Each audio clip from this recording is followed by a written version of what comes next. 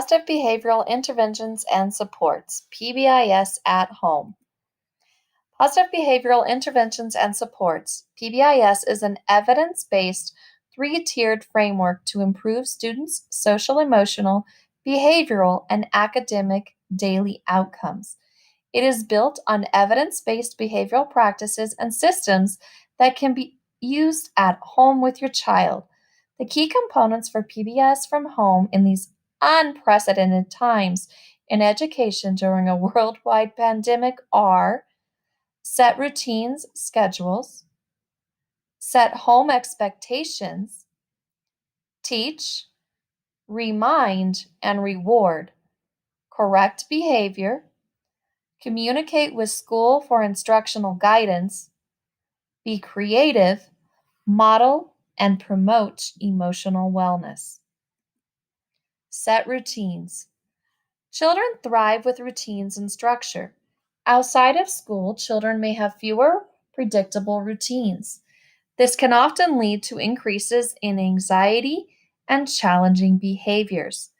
To counter this, families or caregivers can mimic school routines with their children by setting up specific times to learn, exercise, and play throughout their child's day. Having consistency in routines and schedules allows for more pro-social behavior and helps prevent challenging behavior at home. Sometimes it's not possible to mimic your child's routine or schedule at school. That's okay.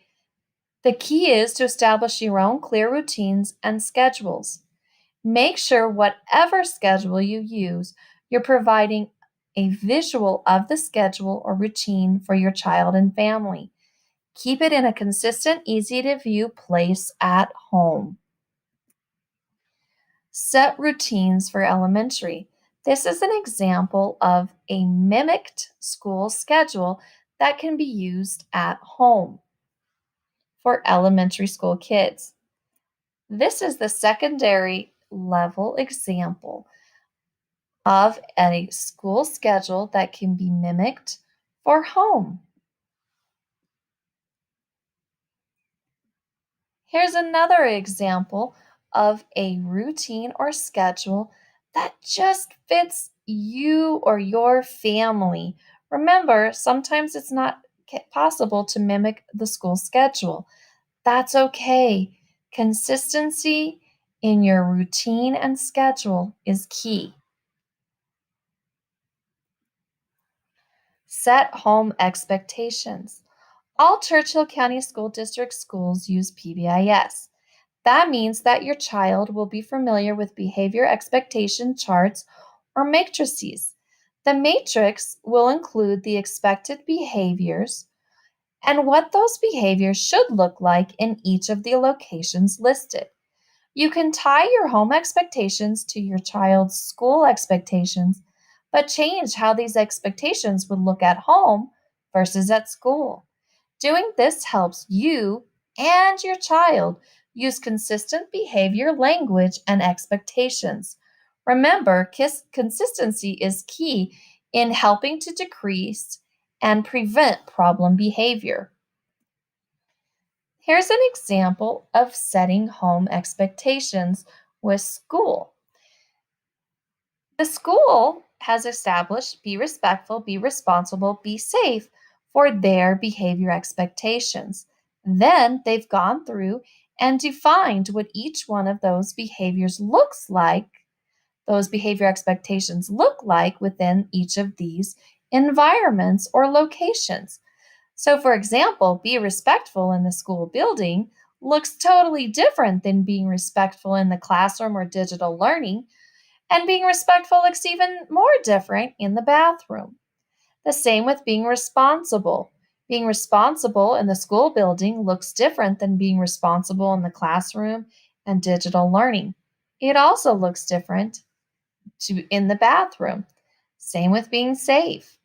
So at home, when looking to use this, you're taking the expectations, be respectful, be responsible, be safe, and you're defining them for whatever environment or situation you need them for.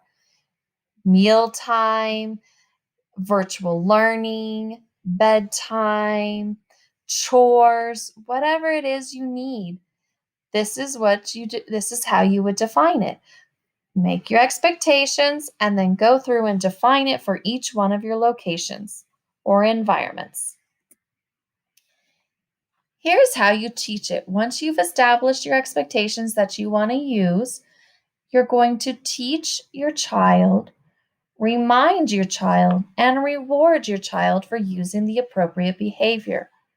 So plan to teach and reteach your child each behavior expectation for each location or situation. Remind your child what is expected of them and allow them to show you. Reward the behaviors that you want using specific positive feedback. What does that mean, specific positive feedback? Well, it requires 3 key things. First, say their name. Yep, as silly as it seems, you always need to say their name. Say what the behavior expectation was, and say what they did to meet that expectation. Johnny, I love that you were responsible washing your hands before you helped cook dinner. Teach, reteach. Teach what you want your child to do. Reteach when your child isn't doing what is expected. Allow them lots of opportunity to practice. Demonstrate for you or others. Teach a sibling or other family member. Remember, keep it positive. Make it about what they can or will do, not about what they didn't do. Always use positive feedback with your kiddo. Teaching and reteaching. When you're teaching, you have to make sure you describe and model what you want your child to do. For example, if you want them to be kind to their family, so being respectful or kind to the family, describe and model what being kind looks like. Make sure you provide opportunity for your child to practice being kind to different family members.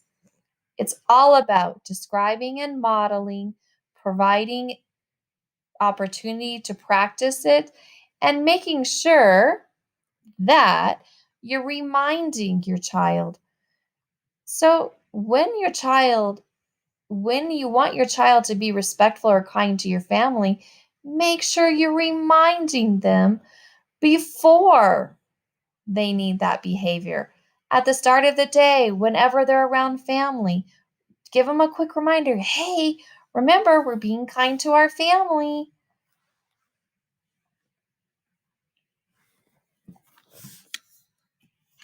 Reward. Whenever your child uses the behavior that you expect of them, so for example, if they're respectful to their family, they're kind, then you make sure you tell them, thank you for being kind to your brother when he was throwing a fit.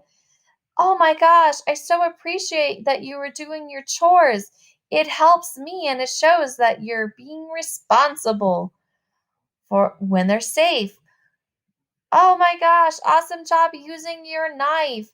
Thank you for being safe while eating. In a perfect world, we'd never have to correct our children, but we know that that is not a perfect world. So when you're going to correct a behavior, make sure you follow these 4 steps. Quickly correct or signal the error. That was not being respectful to your brother. 2, restate the expected behavior. We use kind words when we talk to each other to show respect. 3, provide an opportunity for positive interaction. Let's try that again. Can you show me how to talk to your brother respectfully? 4, provide your child positive feedback. Man, I really loved how you talked to your brother that time. That was kind.